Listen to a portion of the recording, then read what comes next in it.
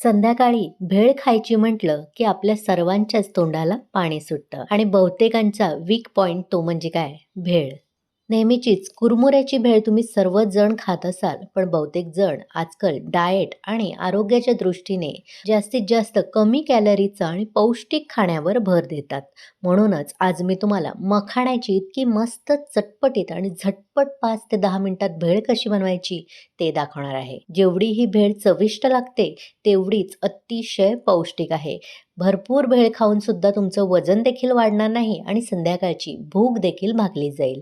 चला तर मग लगेचच पाहूया अशी मस्त चटपटीत आंबट-गोड मखाण्याची भेळ कशी बनवायची. नमस्कार, मी प्रेषिताच किचनमध्ये तुम्हा सर्वांचे पुन्हा एकदा खूप खूप स्वागत करते. मखाण्याची भेळ तयार करण्यासाठी सर्वात आधी गॅसवर मी कढई गरम करत ठेवली आहे. त्यामध्ये एक मोठा बाउल भरून इथे मी मखाणे घेतले आहेत. आता गॅसची आच मंदच ठेवायची आणि मंद आचेवर हे मखाणे आपल्याला भाजून घ्यायचे आहेत. मखाणे भाजण्यासाठी 4 ते 5 मिनिटाचा वेळ लागू शकतो. इथे बघू शकता, सुरुवातीला मखाणे जरी फुलवलेले असले तरी ते असे चिकट असतात. त्यामुळे ते कुरकुरीत होईपर्यंत आपल्याला भाजून घ्यायचं आहे.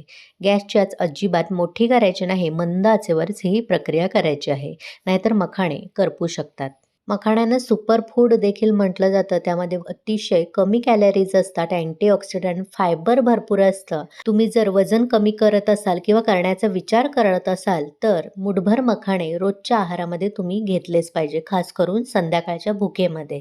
लहान मुलांसोबतच घरातील ज्येष्ठ व्यक्तींनी देखील मखाणे खाल्ले पाहिजे, कारण त्यामध्ये भरपूर कॅल्शियम असतं आणि हाडे मजबूत होण्यास मदत होते. काही मिनिटातच इथे बघू शकता, हलका हलका मखाण्याचा रंग बदलला गेला आहे आणि त्यामधून हलका हलका सुवास देखील बाहेर येतो जेव्हा हे भाजले जातात.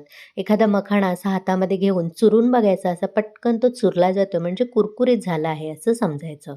आता हे मखाणे कढईतच न ठेवता एका वेगळ्या भांड्यामध्ये काढून ठेवायचे, म्हणजे ते करपणार नाही आणि थोडेसे थंड देखील होतील. आता त्याच कढईमध्ये 1 चमचा भरून मी साजूक तूप घातलं आहे. याऐवजी तेलसुद्धा वापरू शकता, पण जर वजन कमी करत असाल तर 1 चमचा तूप रोजच्या आहारामध्ये ठेवलंच पाहिजे. त्यामुळे मी तुपाचाच वापर केला आहे. तूप चांगलं विरघळलं गेलं की लगेचच गॅस बंद करायचा आहे, कारण आपण ह्यामध्ये मसाले घालू. आता ह्यामध्ये मी छोटा पाव चमचा भरून काश्मीरी मिरची पावडर घातली आहे. हे मसाले तुमच्या आवडीनुसार तुम्ही कमी जास्त करू शकता. त्यानंतर थोडीशी चिमूटभर हळद घालायची आहे, थोडीशी चाट मसाला पावडर आणि आमचूर पावडर सुद्धा घालायची आहे आणि थोडंसं अगदी किंचित मीठ सुद्धा घालायचं आहे. आता हे सर्व पदार्थ आपल्याला एखाद्या पळीने एकजीव करून घ्यायचे आहेत, म्हणजे तुपासोबत व्यवस्थित मिक्स होतील आणि गॅस बंद असल्यामुळे करपणार देखील नाहीत.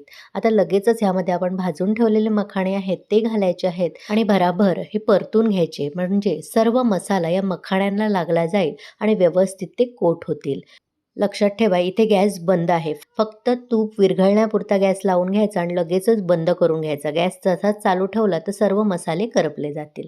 आता हे मखाणे सुद्धा व्यवस्थित मसाल्यांमध्ये कोट झाले आहेत.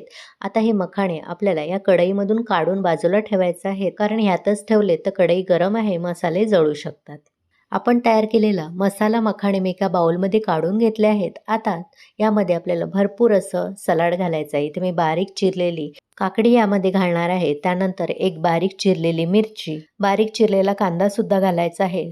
थोडेसे बारीक चिरलेले टोमॅटो घालायचे आहेत. तुमच्याकडे उकडवलेले स्वीटकॉर्न असतील ते घालू शकता. बारीक चिरून सिमला मिरची सुद्धा घालू शकता किंवा डाळिंबाचे दाणे घालू शकता, शेंगदाणे सुद्धा घालू शकता. त्यानंतर यामध्ये थोडीशी मी बारीक चिरलेली कैरीचे काप घातले आहेत. तोतापुरी कैरीचे काप इथे मी वापरले आहेत, म्हणजे ते आंबट गोड लागतात चवीला.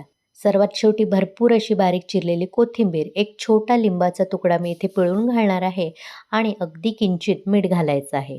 आता हे सर्व पदार्थ आपल्याला मिसळून घ्यायचं आहे. इथे झटपट आपली मस्त अशी मखाण्यांची भेळ तयार आहे. तुम्ही सुद्धा अशा पद्धतीने पौष्टिक मखाण्यांची भेळ करून बघा आणि कशी झाली कमेंट करून मला नक्की कळवा. आजची माझी ही भेळ बनवण्याची रेसिपी तुम्हाला थोडी जरी आवडली असेल तर नेहमीप्रमाणे एक लाईक, शेअर करा आणि प्रेषिताच किचनला सबस्क्राईब करून नोटिफिकेशनचं ऑलचं बटन दाबायला विसरू नका. चला तर मग पुन्हा भेटू अशाच मस्त स्वादिष्ट भरपूर टिप्स, अचूक प्रमाण आणि एखाद्या नवीन रेसिपीसह. धन्यवाद.